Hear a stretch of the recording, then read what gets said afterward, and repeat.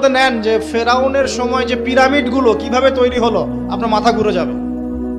এখনো আমরা এটা মিস্টেরিয়াস, মানুষ বের করতে পারছে না কিভাবে তৈরি হলো। আমরা তো বলি এখন গণিতের যুগ, খুব এগিয়ে যাওয়ার যুগ।